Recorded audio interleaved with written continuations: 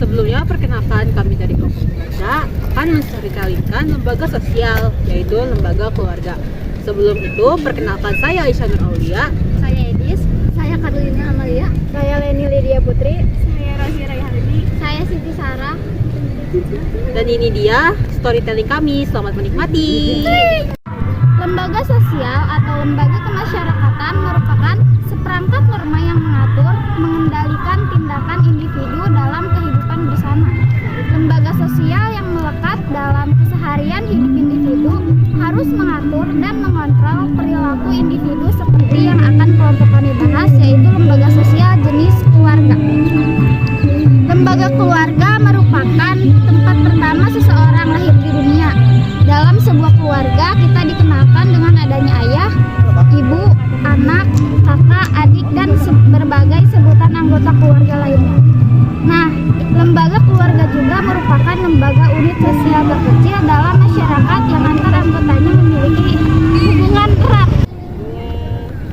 Ciri-ciri dari lembaga keluarga itu apa aja sih?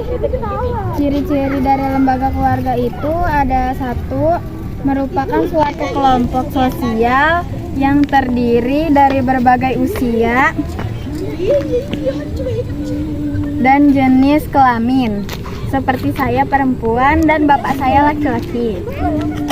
Yang kedua, minimal 2 orang dari mereka mempunyai hubungan sebagai suami dan istri, yaitu diakui oleh masyarakat dan mempunyai anggota keluarga melalui suatu pernikahan yang sah. Yang ketiga, mempunyai seperangkat aturan sosial tertentu yang diakui dan dijalankan bersama-sama oleh seluruh anggota keluarga. Yang keempat, mempunyai fungsi pokok yaitu fungsi reproduksi, ekonomi, sosialisasi, dan perlindungan. Yang kelima, menempati tempat tertentu dalam jangka waktu tertentu. Selanjutnya ada jenis lembaga keluarga yang terdiri dari keluarga inti dan kerabat. Contohnya, satu keluarga inti atau nuclear family, yaitu keluarga yang beranggotaan suami dan istri dalam ikatan pernikahan. Keluarga berabat atau extended family, yaitu hubungan kekeluargaan di luar hubungan suami dan istri. Hubungan kekerabatan disatukan dengan adanya pertalian darah dan keturunan lebih jauh seperti sejumlah kerabat. Di sini aku mau ngejelasin fungsi lembaga keluarga ada apa aja sih. Yang pertama ada fungsi reproduksi atau fungsi biologis. Sesuai kodratnya, laki-laki dan perempuan memiliki kebutuhan biologis untuk meneruskan keturunannya. Oleh sebab itu, terjadilah perkembangbiakan seperti reproduksi sehingga melahirkan keluarga baru dengan anggota ayah, ibu, dan anak. Yang kedua, di sini ada namanya fungsi proteksi. Fungsi proteksi ini karena keluarga merupakan tempat pertama yang memberikan keamanan bagi anggotanya. Bukan hanya sebagai perlindungan fisik, keluarga juga melindungi anggotanya secara mental maupun psikologis. Yang ketiga, ada fungsi ekonomi. Dengan kondisi ekonomi yang cukup, keluarga kita bisa tumbuh dan melangsungkan hidup. Pengelolaan dasar ekonomi dalam sebuah keluarga terdiri dari 3 dasar, yaitu pencarian nafkah, perencanaannya, dan penggunaan dalam kehidupan berkeluarga. Yang keempat, ada fungsi edukasi. Tidak hanya peran ayah dan ibu, tapi semua anggota keluarga berperan dalam hal ini, terlebih usia anak di bawah umur. Merupakan masa keemasan sehingga saat penting suatu keluarga mempunyai fungsi edukasi yang baik untuk mendidik anaknya. Yang kelima ada fungsi sosialisasi.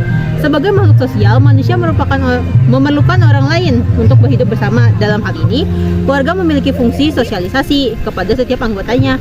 Masing-masing anggota keluarga mampu bersosialisasi dengan sesama individu lainnya. Misalnya, seorang adik memiliki hubungan sosial dengan baik dengan kakak, ayah, dan ibunya. Dengan demikian, maka anggota keluarga dapat menerapkan nilai sosial ketika berada di ruang lingkup masyarakat. Yang keenam, fungsi efeksional.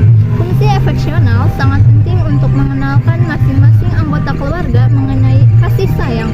Contohnya, seorang anak membutuhkan kehangatan orang tua, suami atau istri membutuhkan kasih